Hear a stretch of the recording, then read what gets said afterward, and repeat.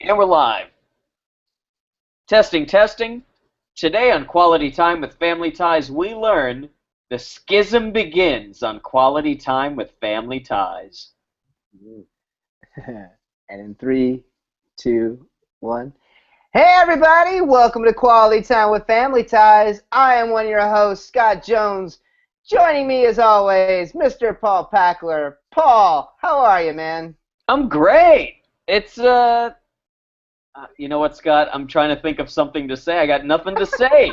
Corey, how are you doing? Yeah, Corey, how are you? Hey, we didn't have Scott the last time we had an episode, did we, Paul? It was just you and me. I think Yeah. so, yeah. We trashed him a little bit. I don't know if Scott listened to it yet. I have not listened to it yet. I look forward to hearing what you have to say about me. I believe. I just wanted to cover my ass by saying I believe we.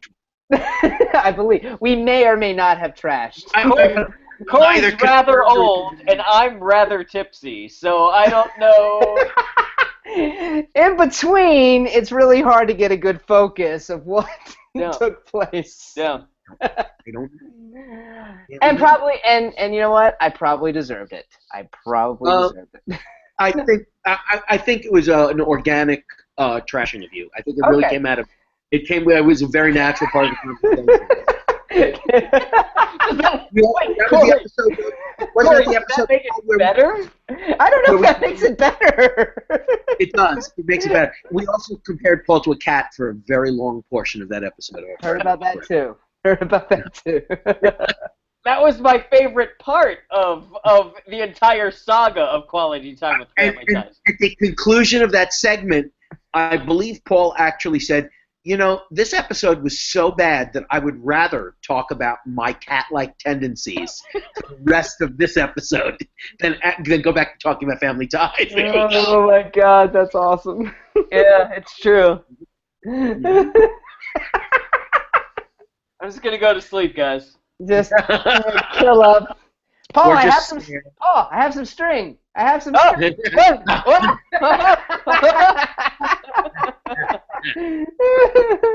Corey, get the laser pointer. Oh my God.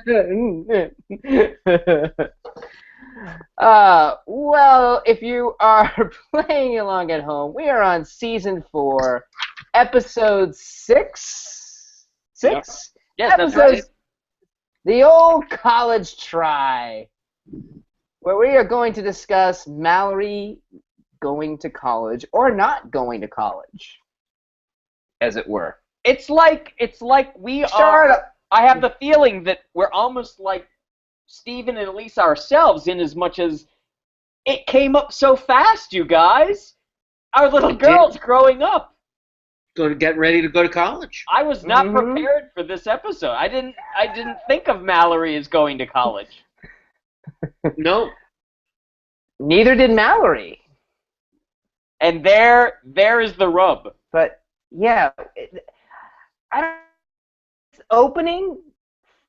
This opening frustrated me a little bit. I explain. Yes.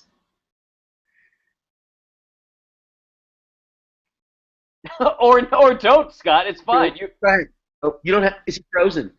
Okay, He's frozen. you're back. You're back. I got you. Oh, okay, all right. I thought you were like I thought you were getting really standoffish. No, Paul. I won't explain. Did he freeze again? I can't believe it. No. Oh, What happened to Scott, we keep losing you, Scott. I We're gonna have know. to edit all this out. Edit all this Yeah, out. Bryant, editing note. Well, let's fix this and then we'll pick it up. Sorry for viewers watching. Okay. You know what? I'm gonna hang up and rejoin. Okay. Why? Go ahead. Are you okay? Wait. Yeah, go. No. Oh, can you hear me? Okay. Am I good? Am I flowing? We can hear you No. now. Okay. I But just to want to me, make. he's out of sync. Okay. His looks like claymation. Oh, that's weird. I like that. Okay, let's pick it back up. Okay. And in 3, 2, 1. I really the opening of this really confused me because I was trying to search for the possible B storyline and several options were thrown at me none of which were used. Mm-hmm. That frustrated me because it's like a morning in the Keaton household. You have Steven coming down talking about bills. So usually the first line out of the gate is going to kind of steer you what might be one of the storylines, but nothing happens with the bills. We do hear Elise talk about, hey, I got some college catalogs for Mallory to look at along with the Bloomingdales. So that's going to be our main storyline. And then Skippy comes over with Alex. Nick is over there. We had this kind of thing of Skippy discovering Nick for the first time, which I really wanted to explore. Well, let's unpack that, Scott. Let's go to it. Yeah. I know. I can't believe they didn't. I think that was such a missed opportunity on their part. I can't believe the moment Skippy hears that Mallory's dating another guy, that should have been the whole episode. There was a whole episode. I love it. I don't understand how they missed that. I want to see Skippy's face. I was like, do that. That's awesome. I would love to see Skippy go up against Nick. That would have been a hell of a thing. It would have been awesome. Yeah. I mean, there are categories of pornography devoted to just that idea of Skippy discovering that Mallory has a boyfriend. There are political slurs that have been created based on the pornography. What am I even saying anymore? I love it. What are you drinking tonight, Paul? What delicious cerveza? Looks like a dogfish head. This is orange juice. Uh-huh. In bottle form. Sweet. Which, by the way, makes an appearance not just in this scene, but in another scene in Act 2, thank God. 2 appearances for orange juice. To me, that's the saving grace for the show. If I can look at Mallory and see orange juice on the table twice, the only thing that made it better was a trip to Guido's. I wish. Oh my God, could you imagine having orange juice and pasta? The acidicness. I know. In your stomach. I'm sick to my stomach thinking about that. But, yeah, so, like, Mallory... Wait, so, Scott, where are we? What happens? We're still in this opening scene, okay? Elise shows Mallory these catalogs, college catalogs. Of course, Mallory like, oh, the Bloomingdales. But she completely blows off the college catalogs, kind of knowing we get the feeling Mallory isn't too thrilled about the idea of college, to the point that we discover she wants to tell Elise that she doesn't want to go to college. And Elise is all putting so much pressure on her. I didn't like Elise this episode either. No, but at the same time, I thought that her arguments were valid. Yeah. The option argument is a good argument. You want to have your options open. So, and Mallory certainly has never struck any of us as the dullard as supposedly she is. But even look, she had higher test scores on an IQ test than Alex last week or the week before. You know, she's smart. So her not wanting to go to college, as a parent, I would go, you know what, you're smart enough. You should go to college. You'll do just fine in college. Right. Yeah, it seemed like there was a weird breakdown of what college entails. It's like there was like some mythical idea of what college is, that it's like this liberal arts. It's only that there's only one way to have college, whereas you can find a college for somebody like Mallory where there are no grades or the pressure isn't on, and you can be artistic, and she could study it wasn't even presented to her, but you could study fashion in college. You could go to FIT, you could go to the Fashion Institute. Exactly. That never got brought up is weird. That frustrated me, because you were saying, Corey, we're supposed to be presenting options, and that's the option they don't give.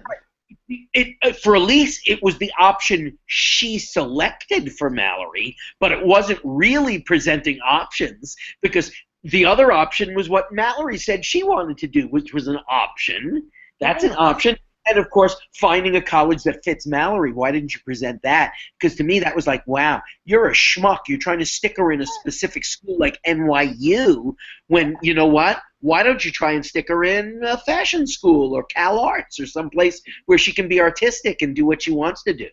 Right. Yeah, and Mallory, we find out, really knows what she wants to do. She has a clear direction. Absolutely. She's got a career path selected for herself. She says it twice during the episode. Yes. And so you can find something, a college that fits that, where she'll be excited. Absolutely. And I just thought, okay, that's another reason to dislike Elise in this episode. Mm-hmm. Sometimes the writers don't think of all of the things, or that maybe they don't have those experiences in their life. Right. That's true. And so, it's like, okay, so they missed something, but boy, they missed. To me, I thought this whole first scene was missed opportunities on their part with Skippy and Nick, and with Elise and Mallory, and then we get this Nick and Alex exchange, Yeah. including the hey, this hey bit that obviously Michael J. Fox and Scott Valentine thought was hilarious. Oh, yeah. I think we better get used to that, because I think that's going to be used quite a bit for the next couple seasons.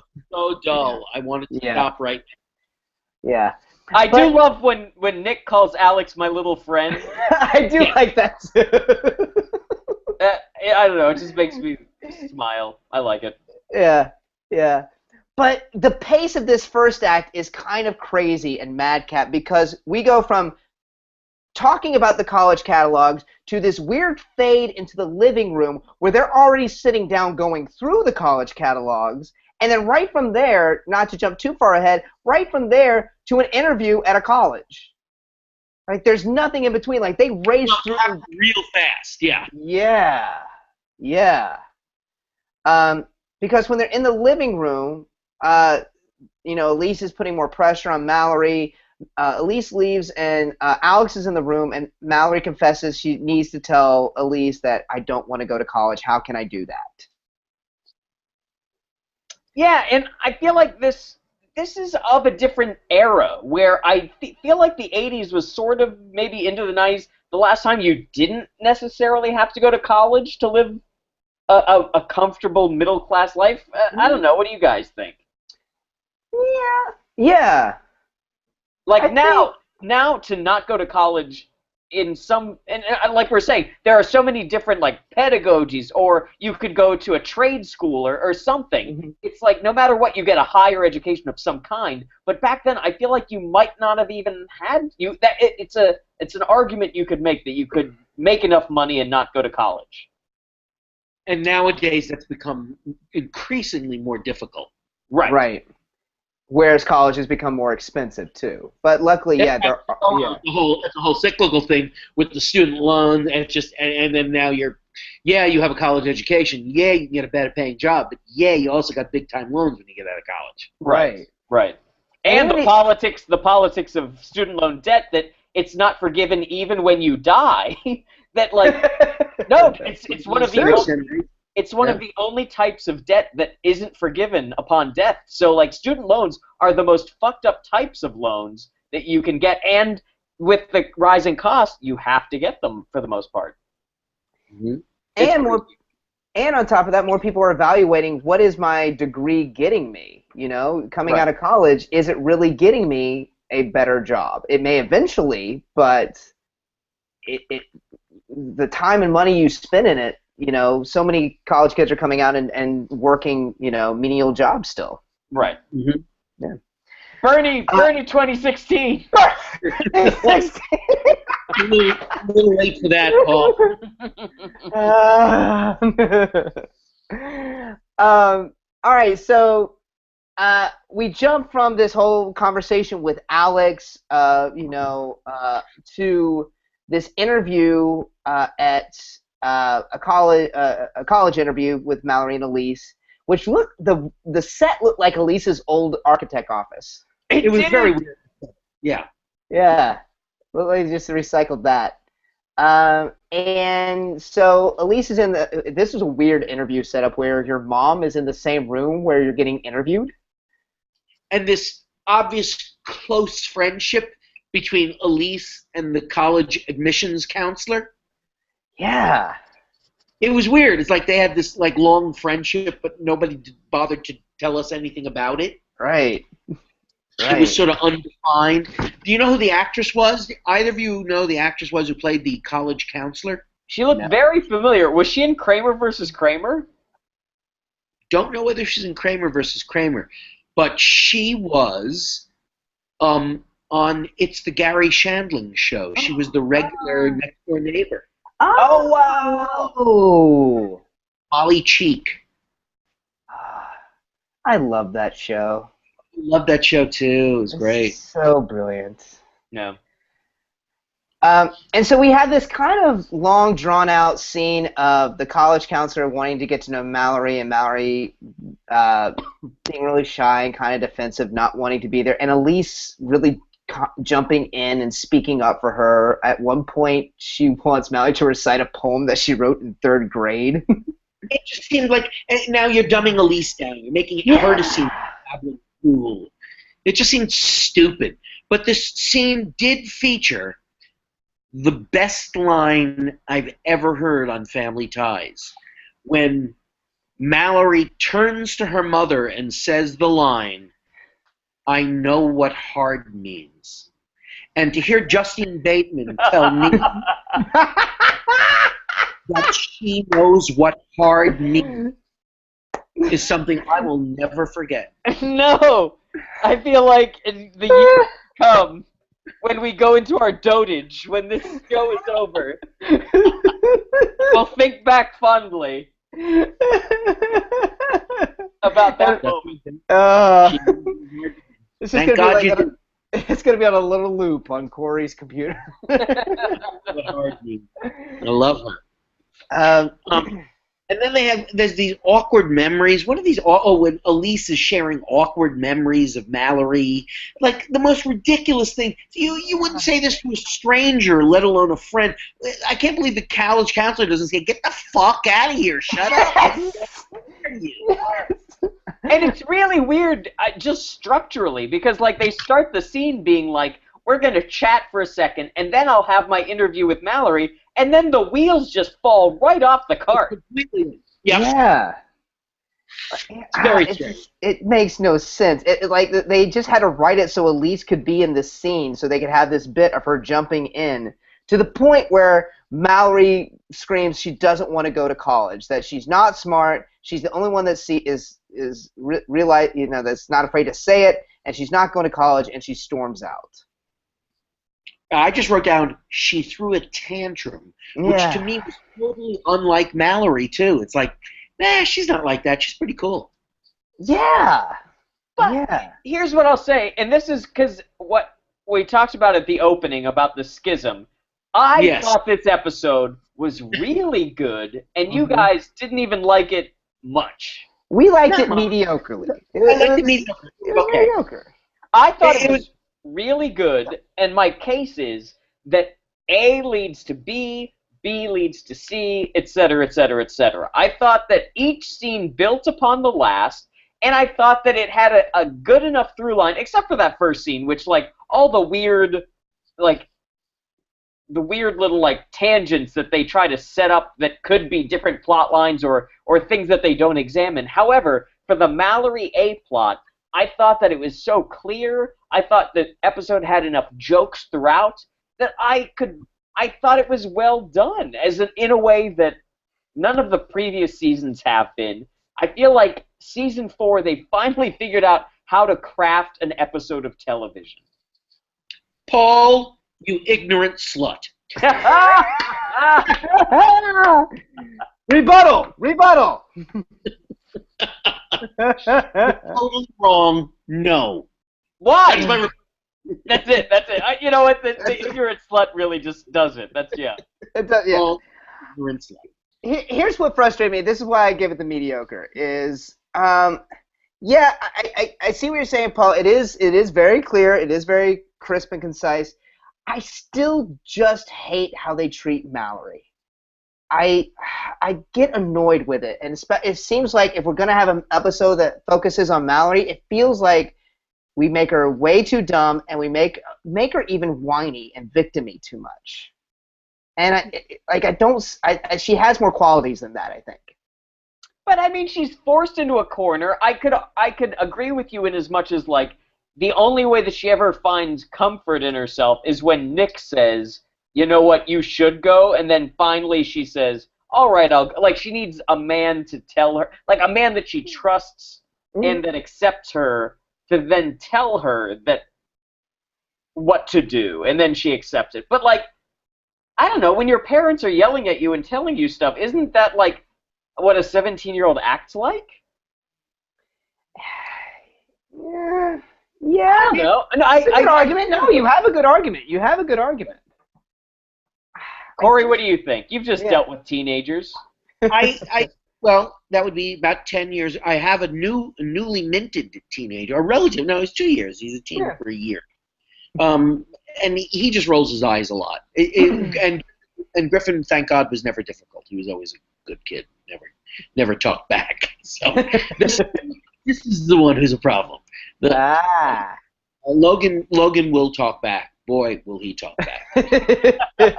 Honestly, with Logan, I can't wait to see how he gets, because he is you.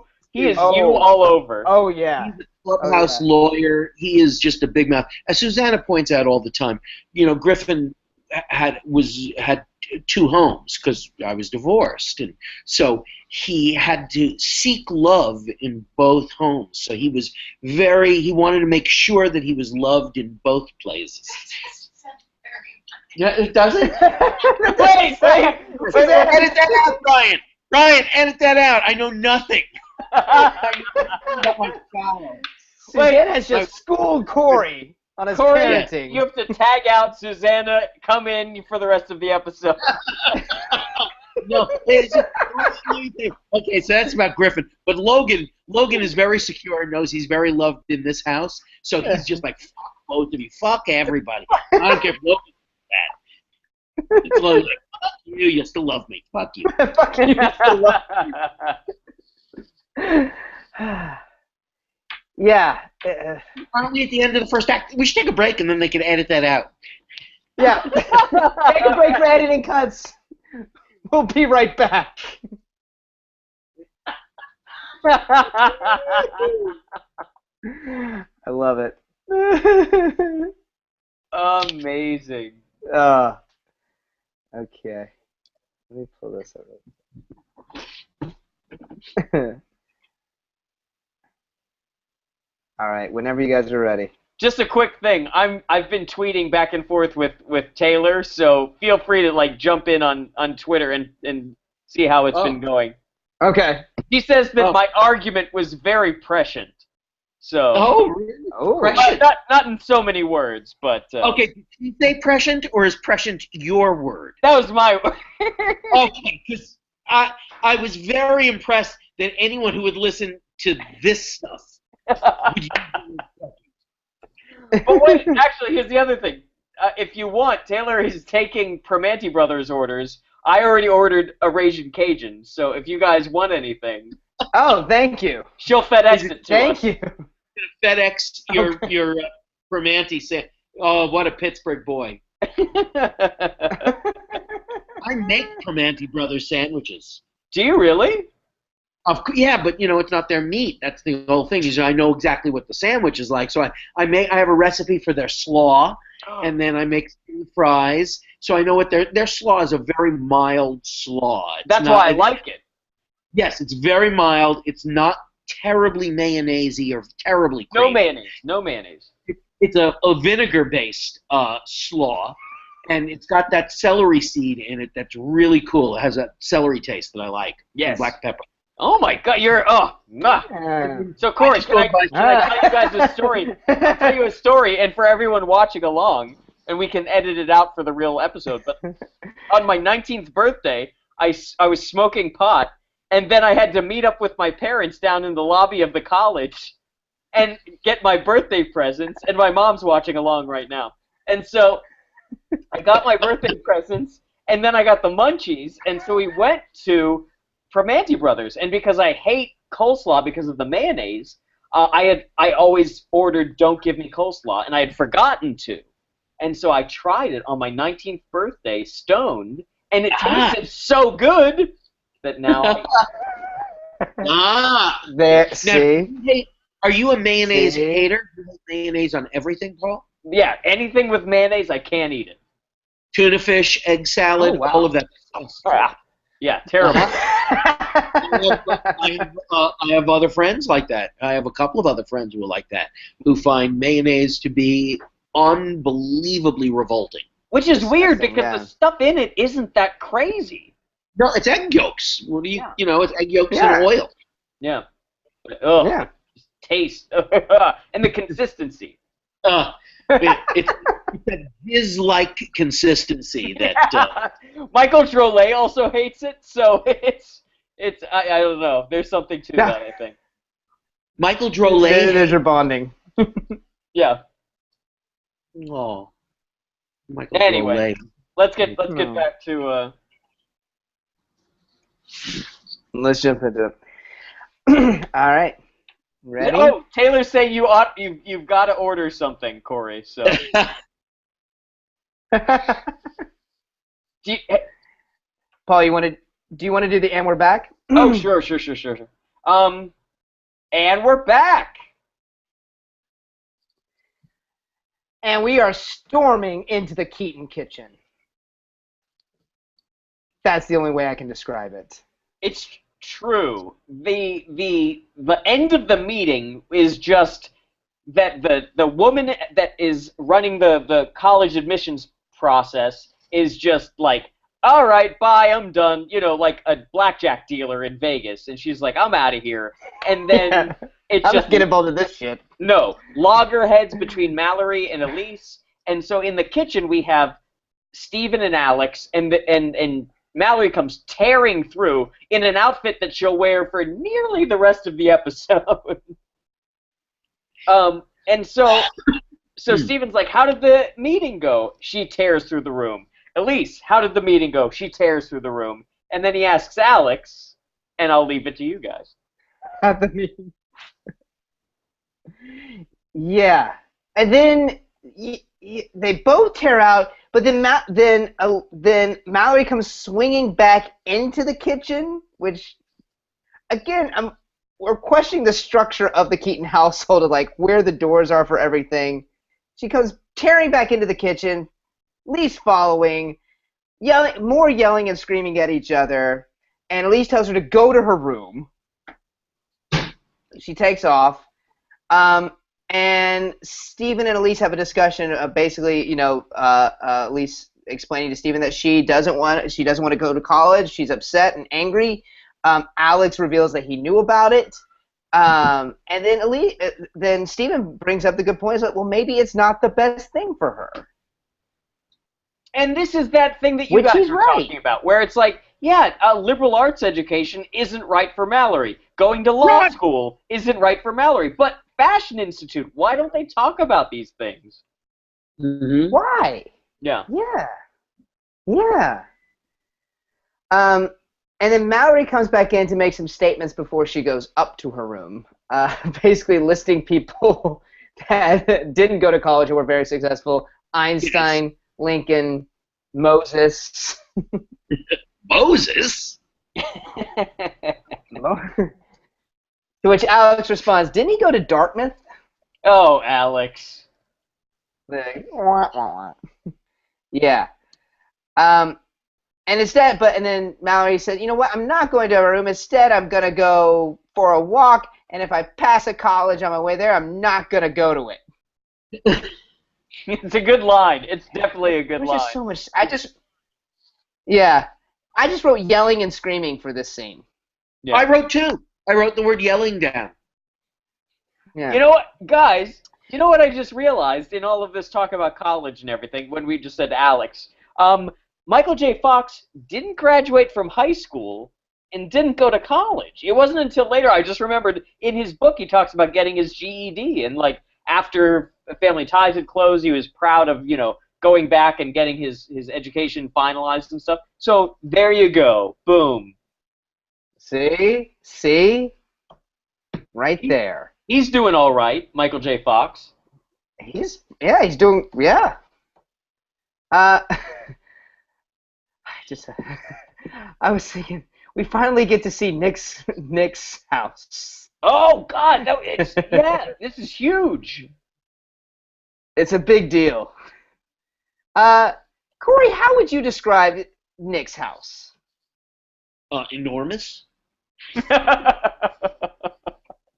Yeah. That it was neater than I thought it would be, and it was larger than I thought it would be. Man, and what does Nick do? How does Nick survive? I mean, maybe he's squatting in someone else's house. I don't know. Like, it's a house because, like, he says his aunt went remember shopping. the girl that Alex lost his virginity to? She was in what you could tell was an apartment. Right. Oh, absolutely. Right. But this time it's like a loft. It's like some huge space. It was really weird. But you know what, though, guys? And it was something that I heard and didn't really put into context of, like, what does it mean? But he's like, my aunt went grocery shopping.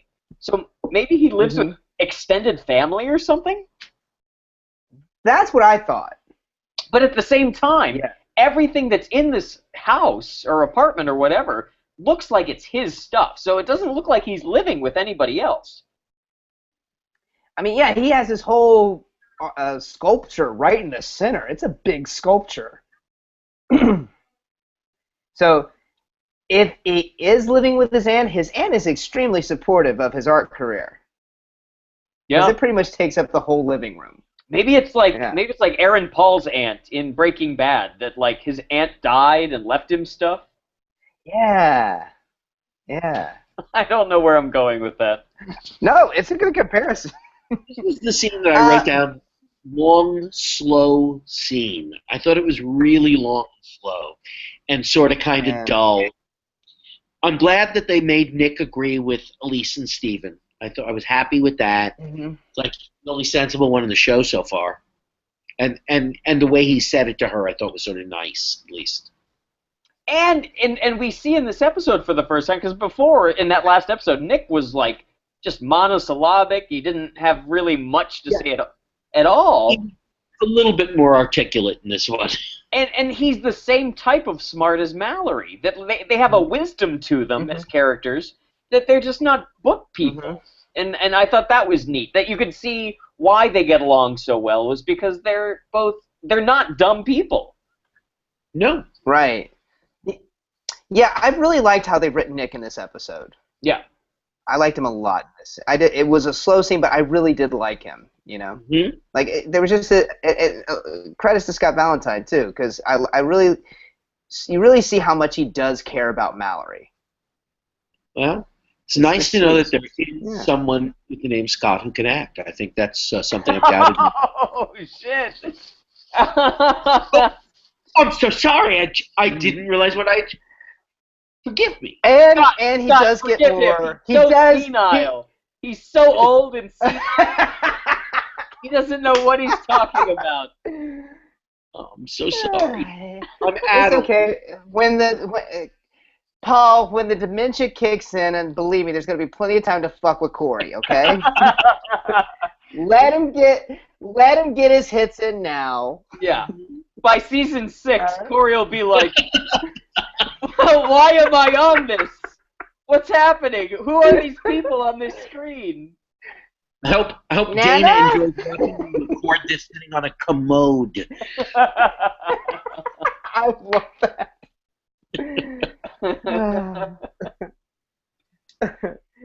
Yeah, so Mallory kind of encourages Nick, basically considers that your parents are right, you should go to college. And then we have kind of our wrap-up scene. I'm going to admit, guys, I checked out on this scene. I was getting up and down so much during this. And I knew it was just like a basic wrap-up scene. Well, it's funny. I had nothing going on in my life, and I still wrote no fucking notes for this scene. Because a wrap-up scene. That's exactly what it was, Scott. And so I don't think – I mean, I'd love to use an excuse that I was doing something. Like you clearly made up some excuse as to why you wrote nothing down. But I'm going to be honest and say, I was sitting there that ass. watching this last scene, and I still didn't give a rat's ass, and I wrote nothing. Well, you tried. I just didn't even try. I wrote OJ down. I wrote OJ. So clearly there was okay. Oh, you know what? In this last scene, though, it was the first time that I noticed that Tina Yothers is almost taller than Michael J. Fox. Yes. And I'll bet you they stage it so that they're never really standing next to each other any longer. Yeah, they need to start doing that, because it was like, she walked in the door of the kitchen, and she's like, "Hey, everybody." It's like, what's going on, Jennifer? Oh, I know that I scored 8 grand slams in baseball today. As a dead on TD.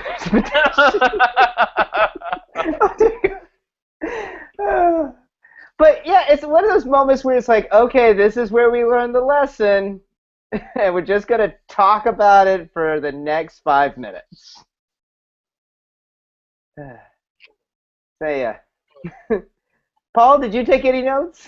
I'm gonna like you guys are playing honesty game. My honesty game is I didn't have a notebook with me, so it's all just up here. Yeah, I think that's perfect at this point in our series. I think that's perfectly acceptable.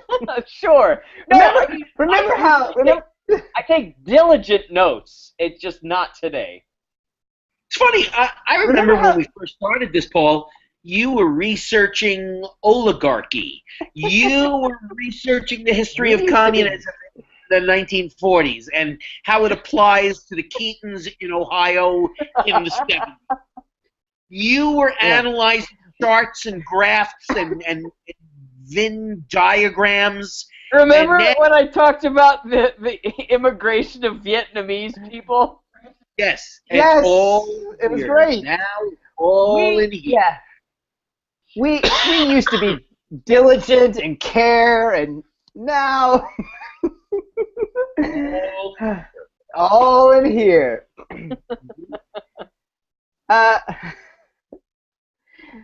So is Mallory going to college? Doesn't look that way. At least think something of it. You know, she's gonna be fine. Well, she's gonna be fine. She goes to whatever the dumb college is, because that becomes a whole bit. Is that like Alex goes to the smart college and she goes to, I forget what it's called. We'll find out soon. But like Dayton Community College, DCC. Right. She goes to DC. So she goes to Dick. Yes, Dick. That's yeah. She goes to Dick. Oh my god. All right. Well, on that note, everyone. Can I just pause for a second? I just need to ask for clarification. At the end of the episode, does she say, "I'm going to go to college"?